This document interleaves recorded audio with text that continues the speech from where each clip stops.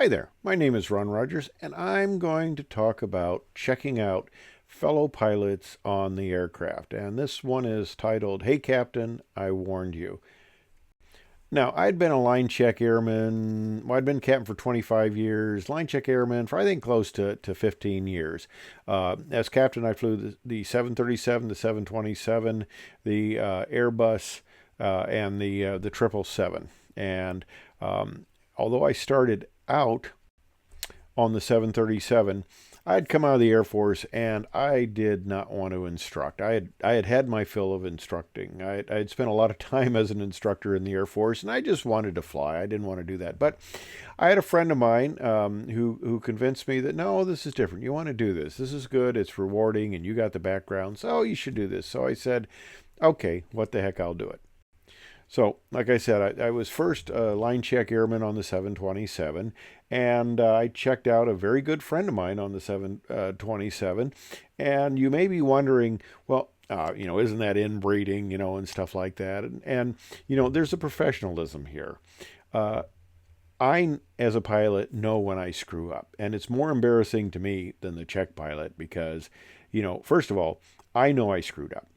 If the check pilot doesn't point it out to me, then I lose respect for him and I lose respect for myself that I'm getting passed over here because that's not the way it works. We're very professional, and I can give a friend of mine instruction, and when I was on the Airbus, I actually checked my son out on the A320, and I also took a check ride with him on the 777. That's kind of another story there, how that developed. But there's the professionalism there, and I could do that. And my wife said, well, back when I was teaching my son to fly, now I taught him from zero up to actually instrument. I towed him gliders. I flew an L-19, towed him in the gliders. I wasn't a glider instructor, so I did all the tow flights for him. And then I soloed him in a Cessna 152 and prepared him for his commercial and instrument check rides. Now, my wife says, well, how can you solo your son? And I said, I solo him like I solo anybody else. When they're ready to fly, they're ready to fly. The fact that he's my son makes no difference. I wouldn't send somebody up who wasn't ready to fly. I don't care if we're related or not. That's just not going to happen. Now, my son is behind me in the picture here because United Airlines has, I'm not quite sure what it is, but it's got a strict policy on social media. They don't want people saying stuff embarrassing the company and stuff like that, and I certainly understand it. So he's kind of blanked out here. For me, I'm retired. What are they going to do? Take my pension away from me? The bastards. No, they can't do anything to me, so I can talk here. But anyway, it's totally professional. And the other thing, he was a good pilot. And most of the pilots are good pilots. But I had one guy. In 15 years, basically, I only had one guy who the professionalism wasn't quite there. All right, so I'm checking this new captain out on the Airbus A320, and he had come off the 737. Now, the 737, the 727, they're older airplanes, and they come down fairly well. The speed brakes work quite effectively, and the airplanes descend fairly well. The more modern aircraft are a little bit more slick, and they don't typically come down as well. So a big issue is, okay, you're transitioning from an airplane that would come down. Fortunately, it wasn't coming off the 27, which comes down like a rock. But I said, this airplane will not come down as well. So you really have to be prepared for this. You have to be ahead of the airplane.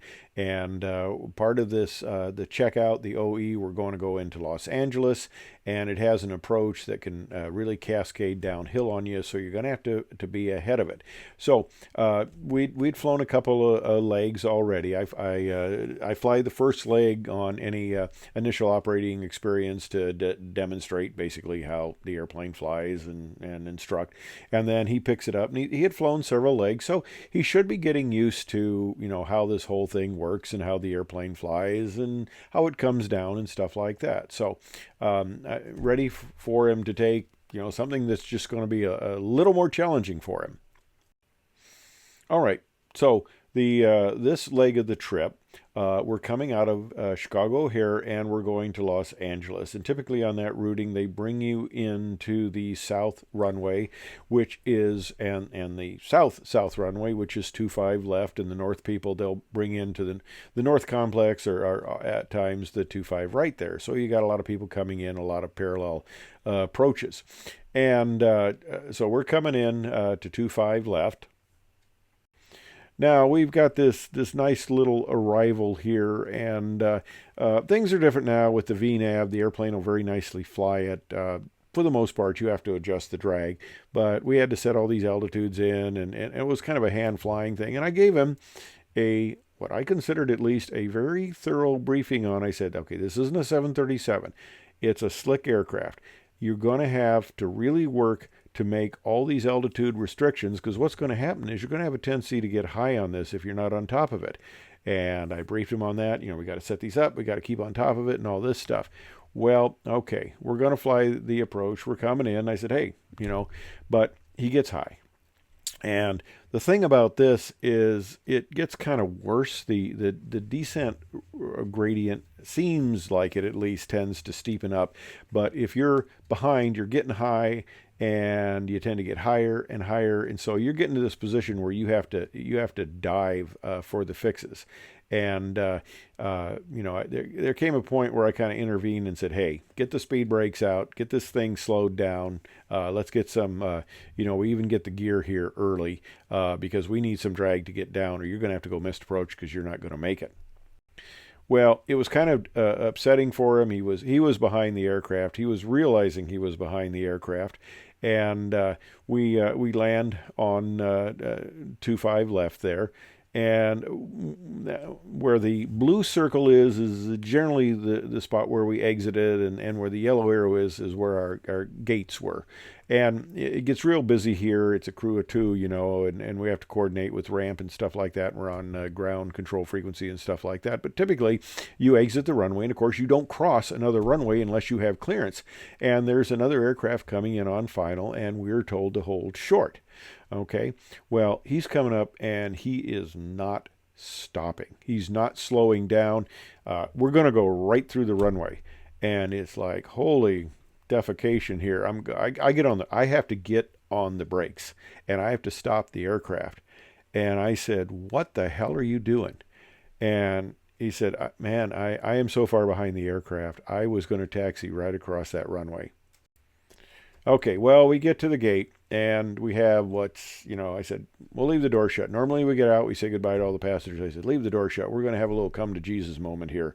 And I told him, because I was getting the attitude that he thought this was going to be just a good old boy checkout, and, we're both captains, and I had been a captain before, and this is a piece of cake, and you're just going to sign me off, and this is going to be real easy, and that he wasn't going to have to work.